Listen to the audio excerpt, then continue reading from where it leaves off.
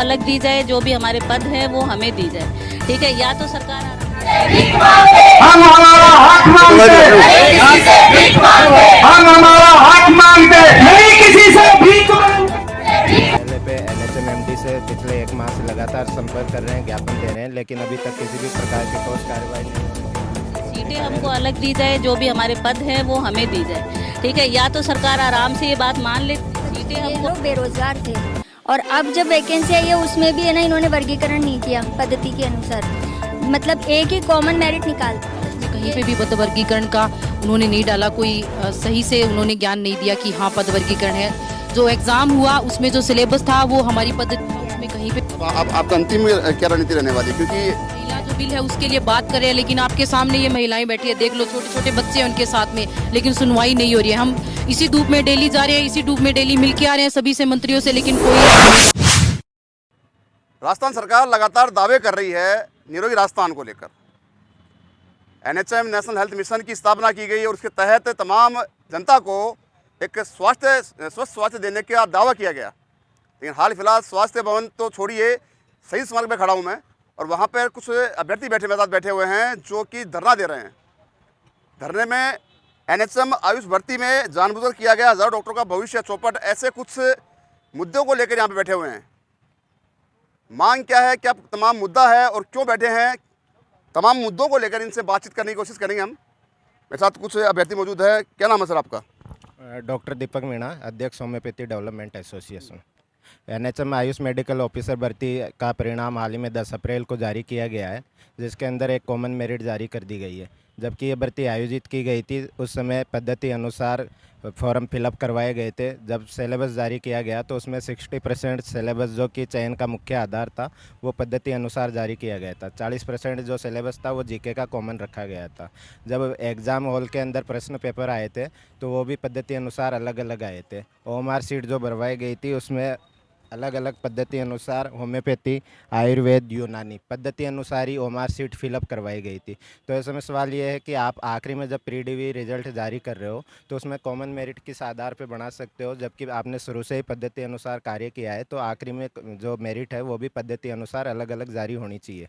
इस संदर्भ में हम चिकित्सा मंत्री जी से मुख्यमंत्री कार्यालय पे एनएचएमएमडी से पिछले 1 माह से लगातार संपर्क कर रहे हैं, ज्ञापन दे रहे हैं, लेकिन अभी तक किसी भी प्रकार की ठोस कार्रवाई नहीं होने के कारण आज हमें सांकेतिक धरना प्रदर्शन आया। एक सवाल यहाँ पे कि आपने लगातार संघर्ष किया है लेकिन बावजूद इसकी आपकी मांगों पर सुनवाई नहीं हो रही, जबकि राजस्थान सरकार लगातार दावे करी है निरोगी राजस्थान को लेकर और आपका एनएचएम डिपार्टमेंट है वो भी कहीं ना कहीं बहुत अहम योगदान देता है स्वास्थ्य को लेकर।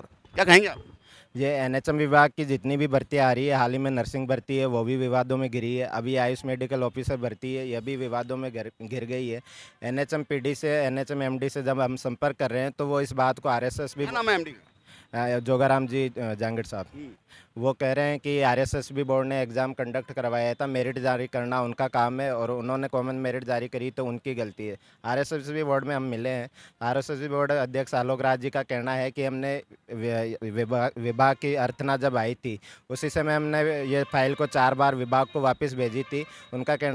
मेरे साथ एनएचएम की कुछ महिला अभ्यर्थी मौजूद है, मैं बात कर लेता हूँ कि आखिर क्या मामला है, यहाँ पे क्यों बैठे हैं, सही स्मारक पे धरना दिया जा रहा है। मैडम क्या नाम आपका? मेरा नाम डॉक्टर सोनू मैया। सोनू, यहाँ पे क्यों बैठे हैं? हाथों में तख्तियाँ ले रखी हैं, नन्हे मुन्ने बच्चे साथ हैं आपके, भयंकर गर्मी चल रही है राजस्थान में, फिर भी धरना दिया जा रहा है, क्यों?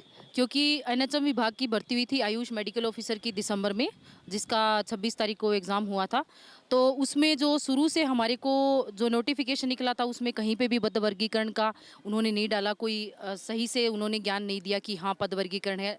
जो एग्ज़ाम हुआ उसमें जो सिलेबस था वो हमारी पद्धति के अनुसार अलग अलग था।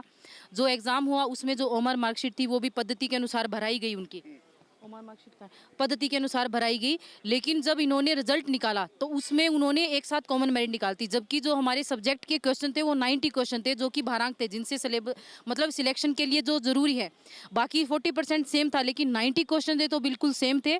और हमारे तीनों पैथियों के आयुर्वेद के 5 क्वेश्चन डिलीट हुए, हमारे 3 हुए, यूनानी के 2 हुए।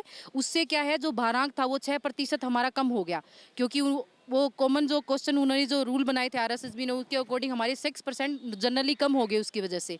तो हम पिछले एक महीने से स्वास्थ्य मंत्री के यहाँ, CM हाउस के यहाँ सब जगह चक्कर काट चुके हैं, NHM डिपार्टमेंट भी जा चुके हैं, सारी जगह जा चुके हैं, लेकिन किसी से कोई संतोषजनक जवाब में नहीं मिला। सिर्फ आश्वासन दिया जा रहा है, कोई कार्यवाही नहीं हुई, इसलिए आज हमें धरना प्रदर्शन करना पड़ रहा है। एक सबसे बड़ा सवाल यहाँ पे ये होता है कि लगातार दावे कर रही है सरकार, राजस्थान सरकार की निरोगी राजस्थान, और जब विपक्ष में थी तब भी दावे किए थे महिला रोजगार को लेकर, महिला सुरक्षा को लेकर, लेकिन जब से सरकार बनी है तब से ये दो युवा वर्ग है, महिला और युवा वर्ग और बेरोजगार वर्ग, वो धरने पे बैठा है। क्यों? क्योंकि बस वो आश्वासन दे रहे हैं और महिला सुरक्षा के लिए बात कर रहे हैं, महिला जो बिल है उसके लिए बात कर रहे हैं, लेकिन आपके सामने ये महिलाएं बैठी है, देख लो, छोटे छोटे बच्चे हैं उनके साथ में, लेकिन सुनवाई नहीं हो रही है। हम इसी धूप में डेली जा रहे हैं, इसी धूप में डेली मिल के आ रहे हैं सभी से मंत्रियों से, लेकिन कोई हमें इलाज नहीं मिल रहा है इस बात का। आपकी रणनीति क्या रहने वाली है? क्योंकि अब पड़ाव ज़्यादा हो गया है और लगातार कोशिश भी कर चुके हैं, संघर्ष की इंतहा हो गई है। अब हम आज धरने पे बैठे और ये जारी रहेगा जब तक हमारे को इसका कोई इलाज नहीं मिल जाता या कोई पूर्ण कार्रवाई नहीं हो जाती, हमारी सीटें अलग नहीं की जाती, तब तक यही धरना प्रदर्शन जारी रखेंगे और हो सकता है अनशन पे भी आए हम। बिल्कुल बिल्कुल। देखिए, अनशन पे आने की चेतावनी सरकार को दे दी है। एक खास बात मैं यहाँ पे जरूर कहना चाहूँगा कि भजनलाल शर्मा मुख्यमंत्री के पद पर काबिज है और लगातार दावे ठोक रहे हैं कि निरोगी राजस्थान रहेगा और बेरोजगारों को रोजगार दिया जाएगा, लेकिन सरकारी मशीनरी की लापरवाही देखिए, उदासीनता देखिए कि ये दो वर्ग, युवा वर्ग और महिला वर्ग धरने में बैठे हैं। मेरे साथ एक महिला मौजूद है, क्या नाम आपका? डॉक्टर मंजू बिजारनिया। मंजू, अब रणनीति क्या रहने वाली है? क्योंकि संघर्ष करते बहुत समय हो गया है, आपकी मांग जो है वो क्या मांग है और आगे रणनीति क्या रहने वाली है? हमारी मांग यही है कि हमारी मेरिट लिस्ट अलग निकाली जाए, हमारी सीटें हमको अलग दी जाए, जो भी हमारे पद हैं वो हमें दी जाए। ठीक है, या तो सरकार आराम से ये बात मान लेती है, वैसे तो नॉर्मली आराम से मनाते हुए हमें बहुत टाइम हो गया है, वैसे तो ये दिन आना ही नहीं चाहिए था कि हमें धरने पे बैठना पड़े। ठीक है, अगर आप राजस्थान को निरोगी बनाना चाहते हो, और मैं एक होम्योपैथी की बात करूँ तो होम्योपैथी वर्ल्ड में 2nd नंबर की पैथी है जिसका ट्रीटमेंट होता है। 1st नंबर पे एलोपैथी में लोग जाते हैं, 2nd नंबर पे आज भी होम्योपैथी का ट्रीटमेंट लेते हैं। तो मैं अपनी राजस्थान सरकार से ये पूछना चाहती हूँ कि एक बार अपनी नज़र घुमा के ये देखें कि उन्होंने कितने होम्योपैथिक डॉक्टर गवर्नमेंट में दे रखे हैं। ठीक है, कितने होम्योपैथी डॉक्टर्स को गवर्नमेंट में सेटल किया हुआ है। गवर्नमेंट में वैकेंसी का मतलब ये होता है कि आप आम जनता को सेवा देना चाह रहे हैं। ठीक है, पहली बात तो ये देखें, और हमारी ये मांगे अगर अभी भी पूरी नहीं होती है तो धरना जारी रहेगा। अनशन पर बैठने की नौबत नहीं आनी चाहिए। ये शर्म की बात होगी इस राजस्थान सरकार के लिए कि डॉक्टर्स जो है वो स्ट्राइक पे बैठे हैं। ये बहुत ही बड़ी बेशर्मी की बात है। अगर आयुष डिपार्टमेंट से, सेंटर से आपके पास बजट आता है तो वो सभी राज्यों के लिए आता है, स्पेशली एक राजस्थान के लिए तो कोई अलग से बन के नहीं आता है। बाकी स्टेट में पिछले साल में सिर्फ यूपी, एमपी, बिहार में मिला के 6 बार परमानेंट पोस्टें आ चुकी है आयुष डिपार्टमेंट में। राजस्थान में इन्होंने 10 साल में अब वैकेंसी निकाली है, 2016 के बाद 2026 में वैकेंसी निकाली है, उसमें भी आप हमें सीटें नहीं दे रहे हैं। क्यों? तो फिर आपको अगर कॉमन मेरिट लिस्ट निकालनी है, अगर आपको सिर्फ एक ही पैथी को सीटें देनी है, तो आप हमारा एग्जाम क्यों करवाते हैं? आप क्यों बाकी बच्चों का भविष्य क्यों खराब कर रहे हैं? जिन्होंने डिग्रियां कर ली हैं वो इस आस में बैठे हुए हैं कि गवर्नमेंट कभी तो वैकेंसी निकालेगी।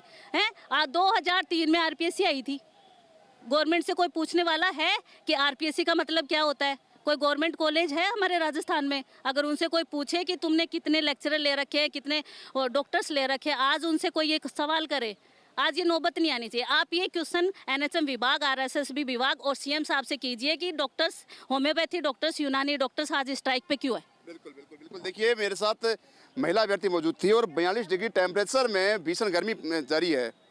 भीषण गर्मी का कहर लगातार जारी है। बात राजधानी प्रदेश की, राजधानी जयपुर की कर ले, यहाँ पर भी भयंकर गर्मी अपना कहर बरपा रही है। इस गर्मी के बीच नन्हे मुन्ने बच्चों को लेकर कैमरा पर्सन से आग्रह करूँगा, एक बार दिखाए, तस्वीर दिखाए।